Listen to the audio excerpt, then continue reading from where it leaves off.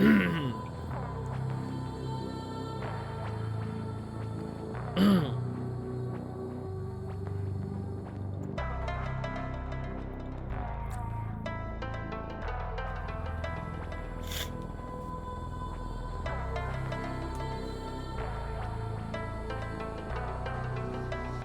everybody, Matt Calder here with another indie game demo. This is Love Shore.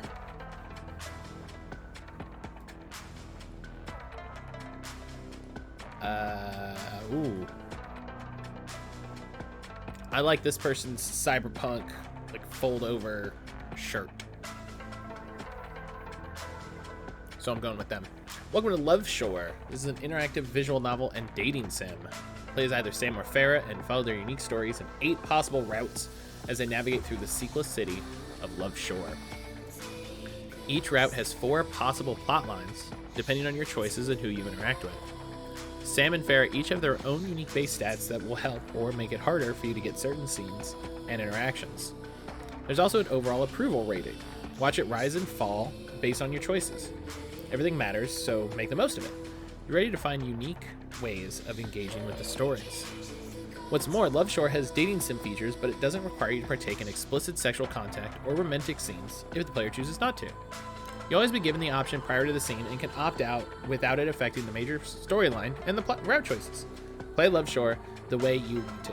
Hey, shouts to Love Shore, and I'll probably make a point to call this out later, but as an asexual, kind of mildly sex-averse person,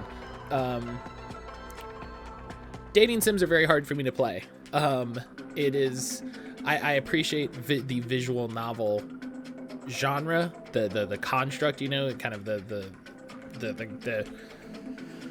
having relationships with characters and speaking to them and moving from place to place, that sort of thing. It's very interesting and very engaging to me, but what pushes me away from the genre is that everything is a dating sim. Everything is so explicit. And that's not what I come to these sort of things for. It's funny, part of why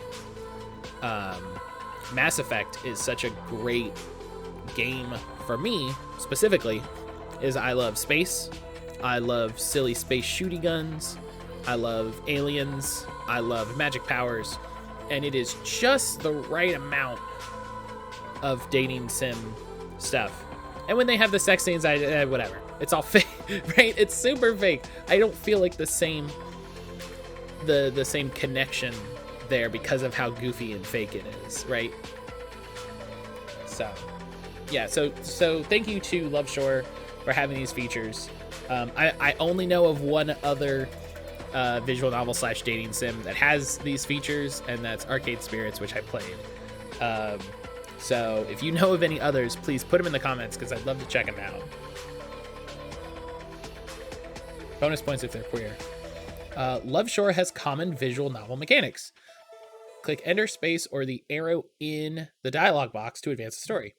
The play and fast forward button under the dialog box can help you speed up replays. The options menu opens up a menu to allow customization of gameplay. Quick save lets you save where you are so you can hop back in. Load lets you open another file. It's still in development and this is the demo, so all features are subject to change for improvements.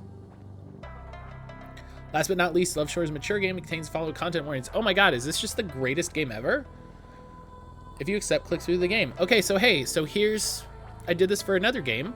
We're just gonna give this about 10-15 seconds just so people can opt out if they want, and shout outs to the developers for putting this front and center in their game.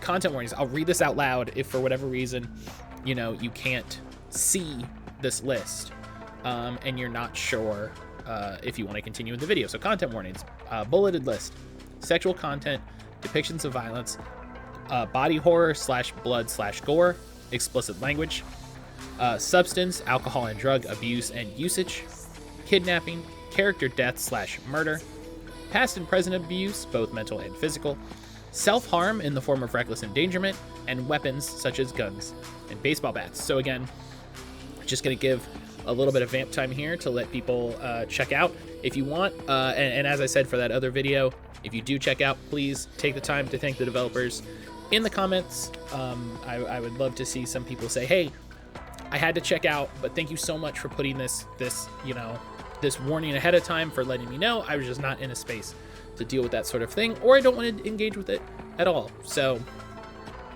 yeah, I really appreciate devs putting content warnings, content. I feel like there's another word than warning, but putting those at the top and saying, hey, here's what can happen in this game, and be aware of it. I feel like the more we do this, the better off games as a whole will be. All right. Fertility crisis on the rise? Despite its looming sense of confidence, its bright neon lights, and considerable tourism, the packed city was ill-equipped to deal with the Prebera event? I think this is like our mood over here. With an infertility scare that plagued its citizens, Love Shore faced the biggest crisis of its time. A new savior, Life S. Thankfully, or maybe it was a cruel hand dealt by one of the many gods residing in its city walls, Life S arrived. With the promise of creating life and keeping it alive, Life S took organic bodies into inorganic ones, breathing life through machines and wires. It saved my family, I suppose. Gave them the son they wanted. Well, the first trial run of one. Life S saved 100 lives in Love Shore, made 100 S.Humans who represented a new wave of advancement in the city, and yet, when the Prebera event had passed, the company had failed, vanishing into obscurity. I got a lot of questions. End of an era, the fall of Life S. Life S's end was the start of my everything. Going to prison in Love Shore fucking sucks.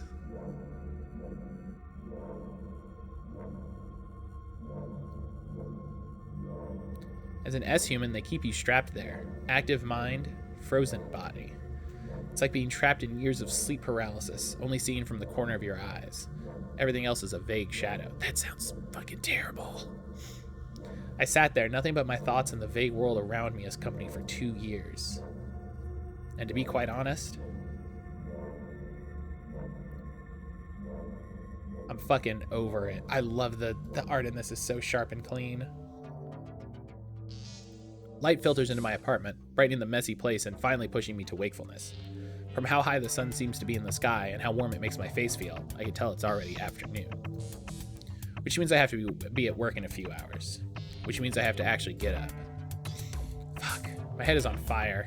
I feel like I didn't get any sleep at all. My head falls back against the wall, bumping it lightly. It feels cool against my skin.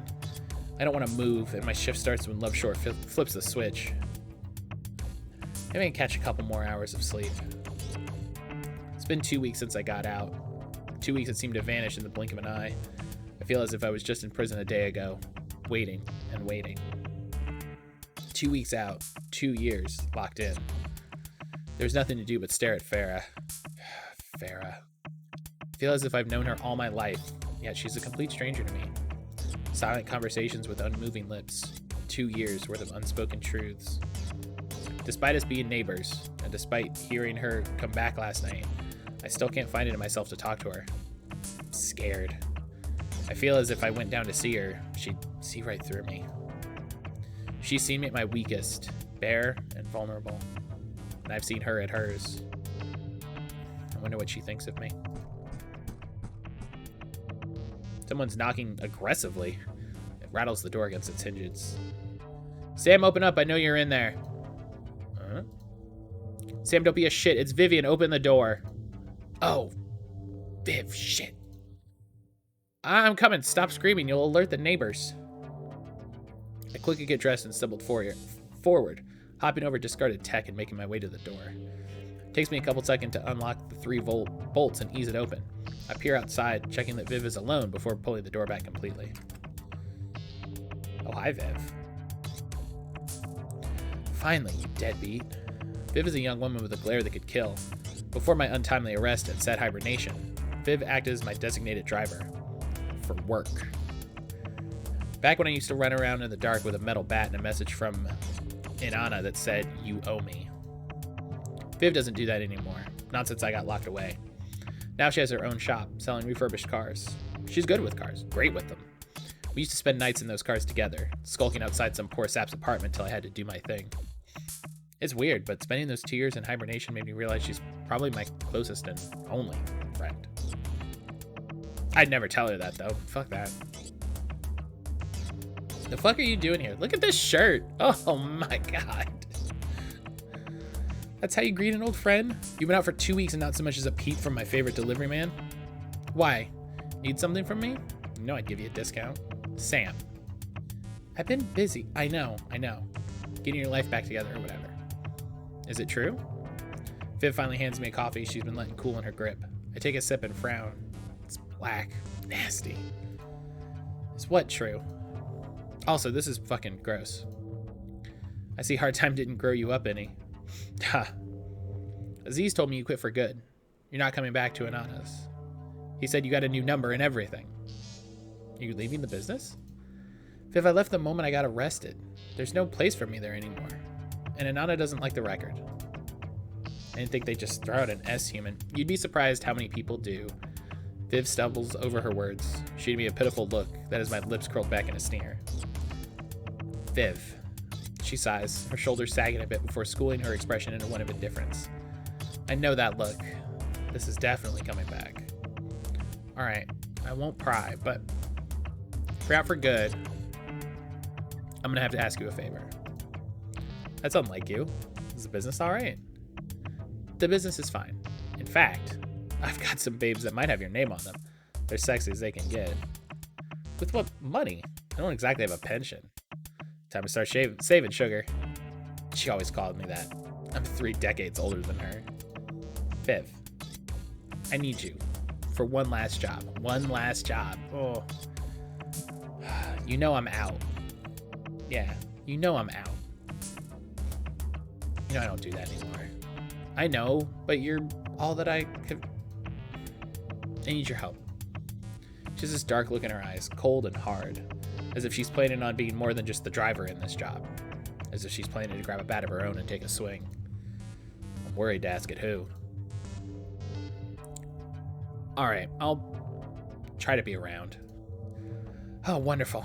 I'll check you later, dollface. That nickname has a dark connotation applied to me, asshole.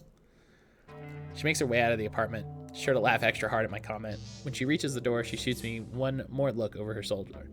It's playful, and I've decided for the second time during this conversation that I've missed her. Don't be a stranger, dear. I couldn't even if I tried.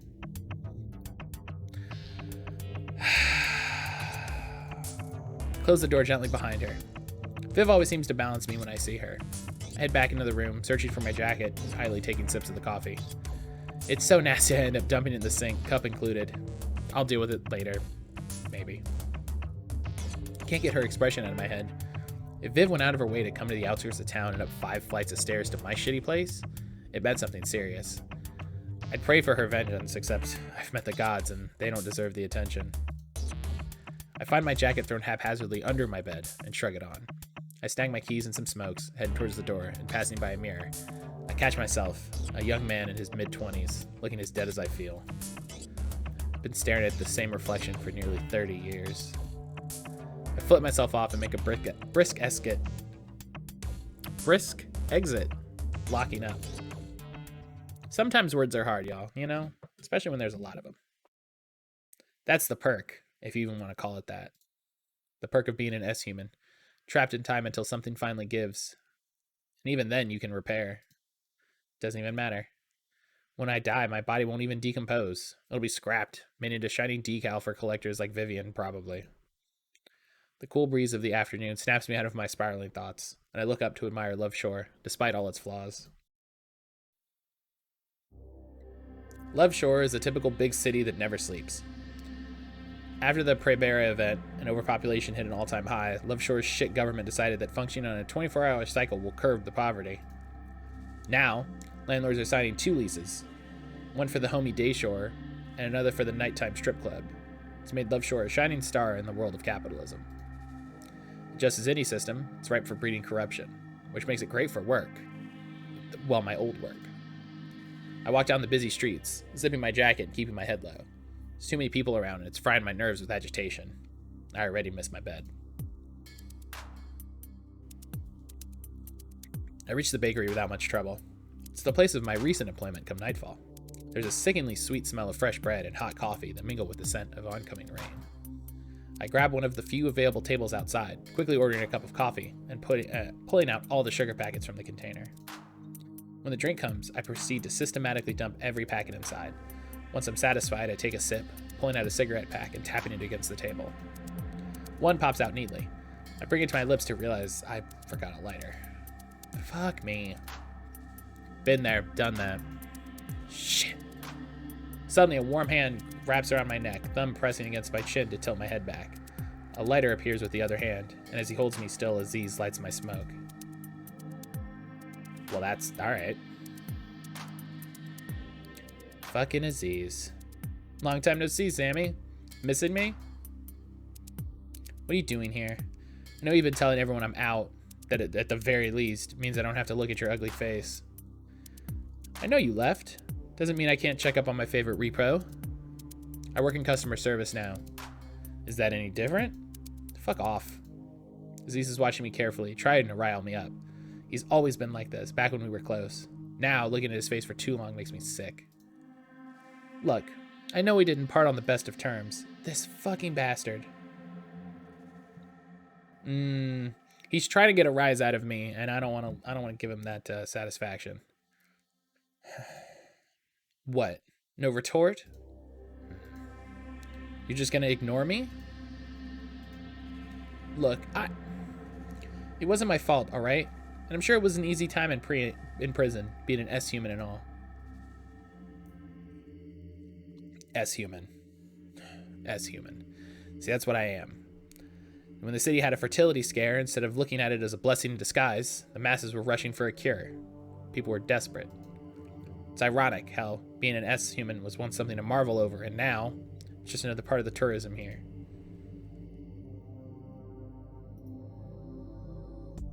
Life has promised a chance to make your own child, just not organically. They took the genetic makeup of your future offspring, grew a brain and a body, and called it a person. Let it go home with you, learn with you, but it would never grow with you. Instead, you had to go to Life S on a strict schedule, update the body, keep your child looking right. Like all good things do, the Prebera event came to an end.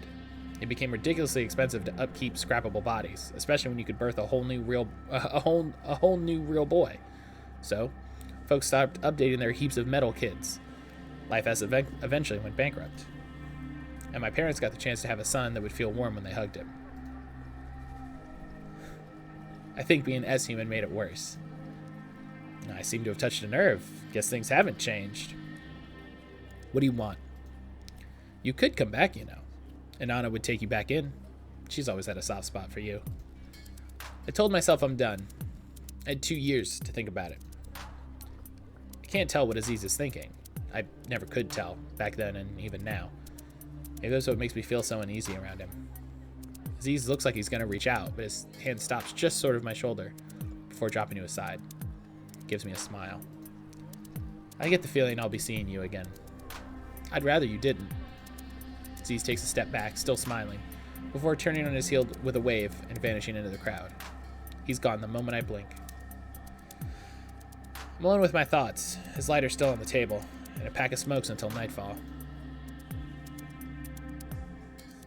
Dusk arrives with no introduction, with like an abrupt flick of a switch. The city responds to it like a lost lover, and it comes alive. The bakery in front of me closes up, the owner giving me a curt nod before shuffling off. Colors explode all around, streets illuminated by crisscrossing fairy lights and bright neon signs. The road's clear for fast cars, and the road shifts from excited tourists to an overture of heavy bass that permeates everything. I stand up, chucking the cigarette from my lips and extinguish it with a stomp of my foot. I turn around and unlock the bakery. I make my way to the back, throwing my jacket on her chair before reaching the switch in the storage room and flipping it on. No matter how many times I do this, I'm still mildly impressed. Uh-oh. Sadie's bakery shifts, becoming for-your pleasure when the moon rises. An adult video shop, the only legal job that would take an S-human with a record, if only because the night shift wouldn't wear me out. And I would probably survive a robbery. I make quick work of changing my shirt to the shitty one provided by the store, a white tee on the front of it bearing "Here for your viewing" in ugly block letters. I've long since accepted my fate and take my place behind the counter. If I die in this shirt, it's well deserved. I barely have the register set up and have booted a copy of some shitty movie on the screen in front of me when the bell chimes. I don't look up. Welcome to For Your Pleasure. We're an adult video store, so if you want the real thing, I suggest heading 4 doors down. Sam. I know that voice. I slowly look up and catch a disgruntled expression on Conrad's face. He seems tired, and his knuckles are bandaged up badly. Looks like he's finally claimed the rank with me gone. He's got the same pained look in his eyes, too. You know, you're the third person I've run into today. I've been out for 2 weeks. It's a little late to start this shit. I'm not here by choice. I'm here as a warning. Inanna has you by the balls, huh? Inanna's got you running errands now, too? Glorified postal boy. You're as arrogant as ever. I've earned the right. You should have rotted in that cell. Look, I get it. They hauled me off, you got a pay raise. And now you're the new delivery boy. I got the message. Mission accomplished. Watch your back, Sam. Sure thing, old man. Conrad's mouth twitches, and I know some remark about our ages crossed his mind, but he holds his tongue. There's one thing about him I respect. It's his patience. Conrad doesn't say another word, shoves his bleeding knuckles deep into the pockets of his coat before exiting the shop. For such a tall man, his back looked awfully small. The night continues relatively smoothly. A couple of college assholes come in to fuck with the merchandise and laugh at each other. A guy stumbles in asking me if any real ladies were hidden out back, and I direct him to the store policy that threatened physical violence against any unlawful behavior. I spend my downtime idly flipping through old movies the owner keeps hidden under the register. I figured out the lock within an hour of my first night of employment. I'm halfway through some bullshit called The Terminator when I hear a loud crash at the back near the storage room. It startles me, causing me to jump out of my seat and send some of the hologram women hovering on the desk tumbling towards the floor. The back door should be locked. What the fuck? Carefully, I move away from the front desk and lock the entrance. I make my way over to the storage room, sure to keep quiet until I reach the metal door leading to the back shelves. It's ajar, having opened from the impact of whatever the fuck is happening. Taking a deep breath, I shove the door open and push my way inside the room. Oh, that's not good. The holodecks are all over the place, having been thrown around when the shelves gave way. The back door is wide open, the rain slowly spilling into the room. And there in the middle of all this disarray is a man on the floor, bleeding. Holy shit. I think there's a dead guy in here. Holy shit, I can't go back to prison already. Holy fucking shit. He's breathing. I catch it briefly. The sight... Ugh. I think there's a dead guy here. Holy shit, I can't go back to prison already. Holy fucking shit. He's breathing. I catch it briefly. The slight rise and fall of his chest. I run up to him, and sure enough, he's alive. I check his pulse, and though it's faint, it's thrumming in his veins like the silent hum of machines. Okay. There's a near dead guy in the shop. I gotta call the cops. Shit. No, I'm on probation. They won't believe me. Fuck, this will send me right back. Fuck. I reach out and give the man a shake.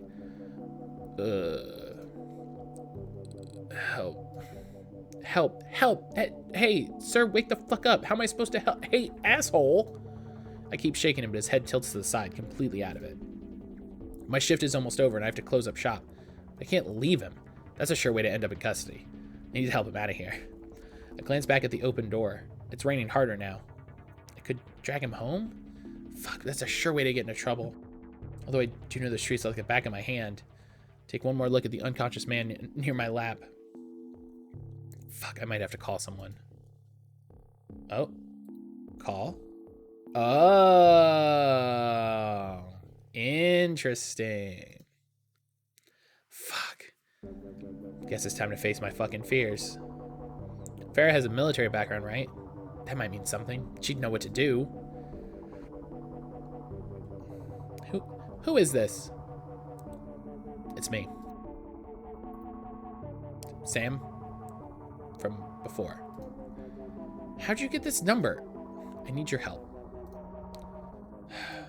Please. I hate begging, but whenever I glance down at the man's ragged breathing, I feel anxious. Fine, but you'll owe me. I needed a favor anyway. Of course. Fine, whatever. Meet me at for your viewing as quick as you can. The porn shop? Yes. Be right there.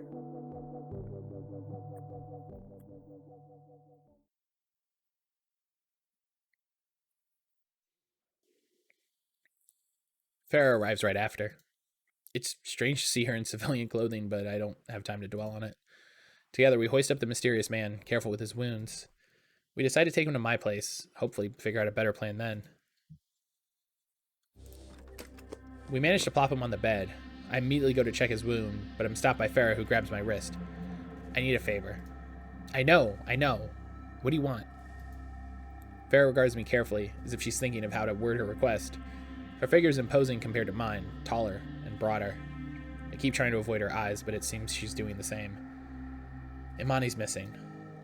The S.Human specialist? Farah nods. She looks unsure of herself.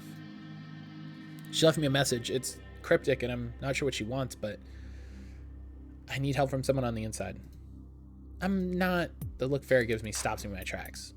She looks nervous and hopeful. It reminds me of the look Viv gave me earlier. Fuck.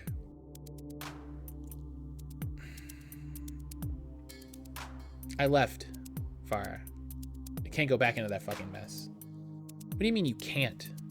Don't fuck with me, Sam. I know there's someone you can ask. Same to you, though. You know damn well I don't want to involve civilians. You mean people who can get hurt, right? Not like us, right? This isn't the military, Farah. You don't order me around. Farah takes a step back, visibly angry. Eventually, she schools her expression. Just keep an ear out, okay? I will. Farah doesn't say another word, making a swift exit from my place and slamming the door behind me. The apartment falls quiet, except for the ragged breathing of the strange man. I realize I never checked his wound, and panic sets in as I rush to do it. It's a bit of a hassle as I manage to remove his shirt, checking for the wound on his chest. Except I don't find one. What the fuck is going on? I slide down the side of the table, bending low to cut my head.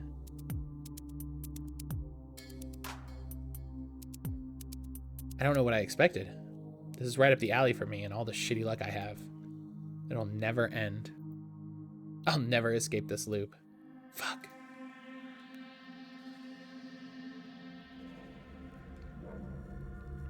I managed to fall asleep somehow, the rain against the window acting as a metronome to calm my nerves.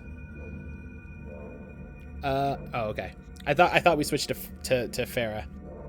I've been out 2 weeks, squeaky clean, and have dodged all of Inanna's calls, and yet, here I am with a near-dead stranger on my bed. Light spills into my apartment, shining directly on my face and warming the skin there. My back aches, and I can't find it in myself to move. My body feels like dead weight. I eventually crack my eyes open, and it takes a second for the light to filter through and my gaze to focus. I stand up with a grunt, and I'm about to wake my way to the bathroom when I hear shuffling in the kitchen, just out of sight. What the? The shuffling continues, low and out of my line of vision. I rack my brain and turn around to the empty bed. The strange man. Wasn't he shot? How's he walking around? Shit. Did Inanna send him? A million thoughts cross my mind. Was I being plotted against? Was this some elaborate way to kill me off? Why didn't they just send Conrad? Not that he could do anything. He's absolutely useless in a regular fight. Shit, how does this thing work? My attention snaps back to the kitchen. Bending low, I instinctually picked up the baseball bat on the floor, wrapping my fingers tightly on the grip. I scan in front of me, picking up the signal of someone behind the counters. Here goes nothing. I push myself on the balls of my feet forward and burst through the kitchen, bat at the ready. The sudden energy seems to scare the stranger, as he immediately bolts upright to stare at me.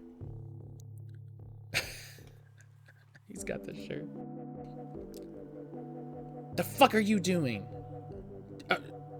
I was trying to make coffee. Is that a bat? How are you walking around? Were you gonna beat me with that bat? Yes to both questions, and I'm still gonna do it if you don't answer me. Wait. Wait for what? Is that my shirt? I think the coffee machine is going to explode. For some reason, that works. I peel my eyes away from him to look at the old machine. Although it's beeping a threatening red, looks in no way of being dangerous. It's just a coffee machine. It's fine. Oh, shit. The man is smarter than I thought. The moment I look away, he barrels towards me, catching me off guard and tackling me to the ground. As we fall, his body on top of mine, he uses his opportunity to punch me. Smart. Immediately, pain blooms on his features as he pulls his fist back, wincing. Not smart. Shit, what are you made of? I don't answer him, using his reaction as my chance to turn the tides once again. I flip us around, hearing the harsh crack of his head against the floor before shoving the bat flat against his neck. The man immediately puts his hand on either side of the bat, trying to push it off of his throat. He's clearly never come in contact with an S-human. The shocked look on his face as I overpower him is refreshing. What are you? His voice sounds tight, and his struggling seems to have lessened. I don't let up. My questions first, asshole. Also, is my shirt reversed? That's a coding error. This is a demo. Don't judge, dude. My bad. My name is Alosha. And I was really trying to make coffee. And yes, this is your shirt. I couldn't find mine. That demo line just hit me. I narrow my eyes once more. In the chokehold, I get a better look at him. His glasses are skewed and his hair is everywhere, but he's rather handsome, which somehow annoys me further. Don't move. Alyosha nods, clearly distressed and finally understanding his situation. I run another scan on his face. Whoa, your eyes are glowing. Nothing comes up for Alyosha on facial recognition in my database, which isn't impossible, but the chances are so slim. The first thing I did when I got off prison was update it. I ease up on the bat so he can breathe easier, but I keep it close as a threat. I realize I'm sitting on top of him, but shove the embarrassment down quickly.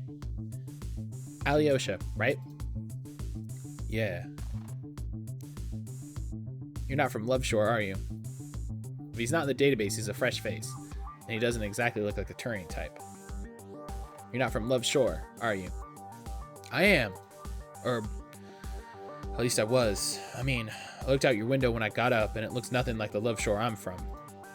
There's only one Love Shore. Look, I don't know why I'm here or how I got here. I swear, the last thing I remember is getting shot in an alley, and then suddenly, I'm in a bed in this apartment.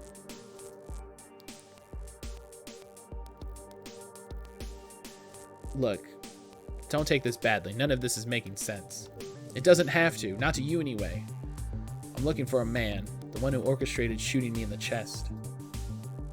Why would you run into the thing that should have killed you?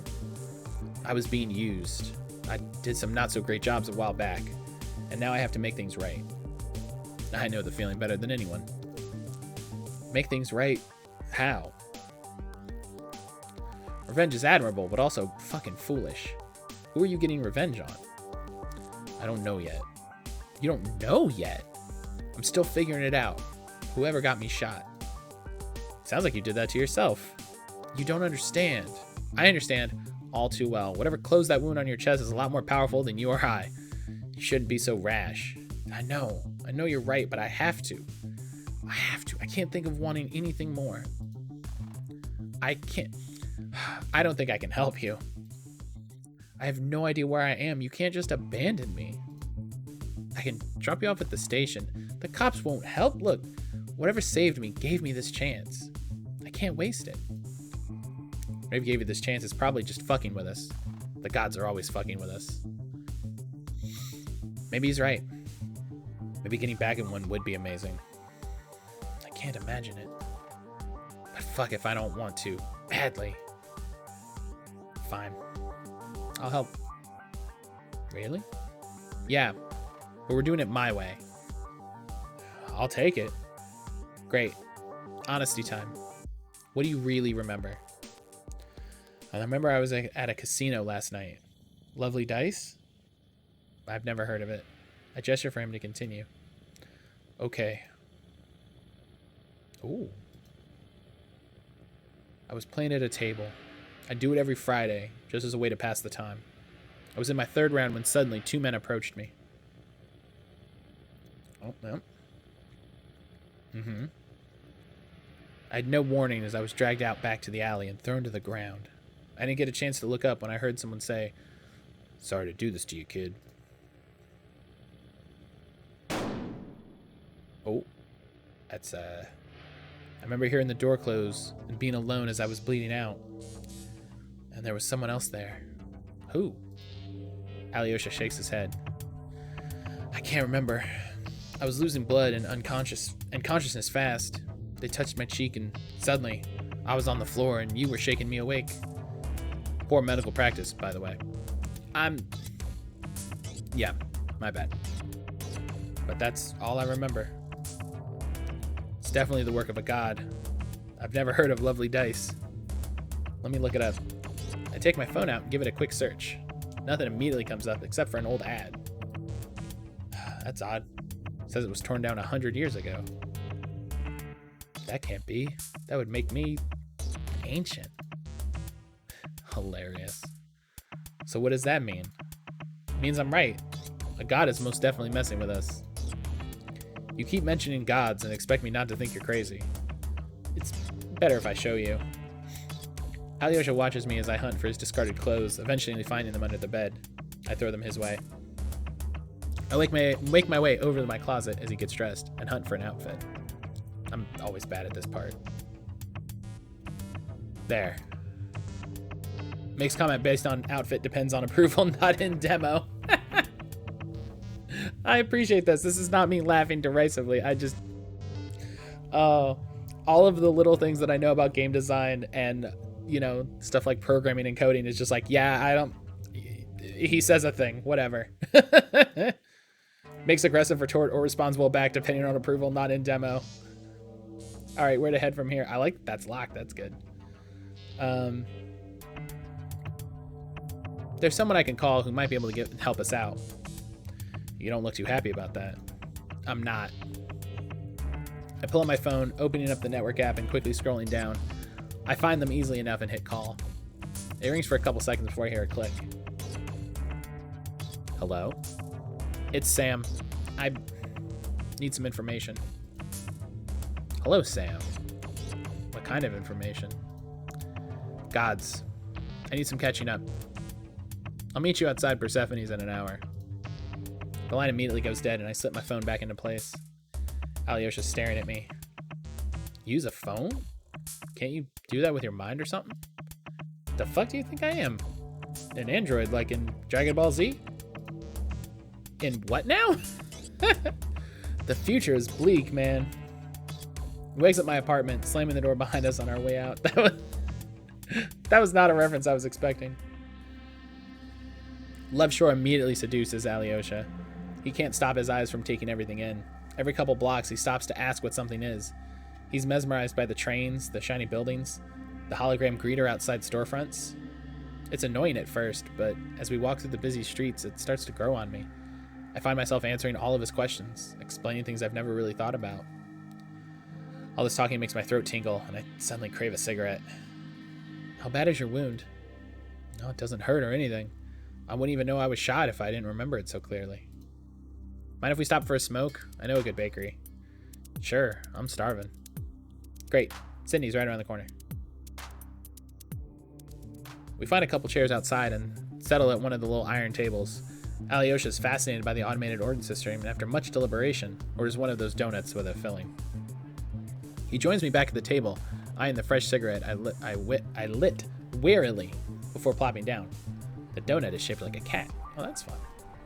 I exhale the smoke and he grimaces. Wonderful. But he doesn't stop staring, even when he takes a bite out of his dessert and the purple custard squeeze out the opposite end. What? You know, I don't even know your name. Oh. Does it really matter? Of course it matters. You already know mine. Might as well put us on equal footing, right? My name isn't anything special. It's just Sam. Sam? Yeah, just Sam. No last name? Nope. Yeah, that is nothing special. Sorry to disappoint.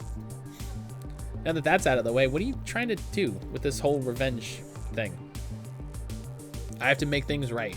It wasn't fair what happened. Life isn't fair. That doesn't mean we have to lay down and take it. So what, you're gonna kill the killer? At the very least, I'm gonna get some answers. Something tells me you'll be disappointed at the end of this road.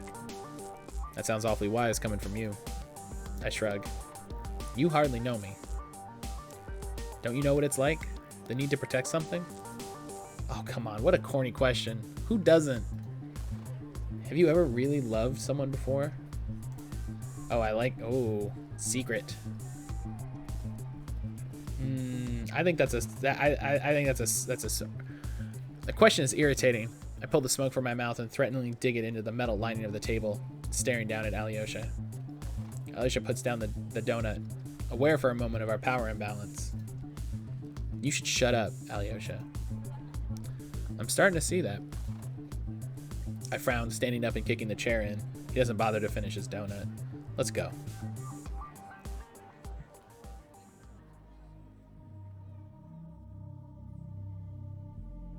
Oh, right before the big reveal? Oh. Right before. So I knew some tasty info. Oh man, this is really interesting. I feel like I had one thought of what this was going to be going into this, and it was something completely different. And yeah, I'm really interested. I'm really interested, I'll be honest. This demo and many others were recorded as part of Ludonarracon, a digital convention hosted on Steam in celebration of narrative games and the people who make them. In the top right corner now, and in the description of the video, you'll find a link to the playlist for all the recorded demos. You also find a link to the website where you can find even more info on the games that didn't have demos and the event as a whole. Also in the description will be important links for the games you just watched, including a Steam page where you can buy or wishlist the game, their Twitter profile, or website. Please consider giving this video a like and checking out any more of the featured games. Thanks!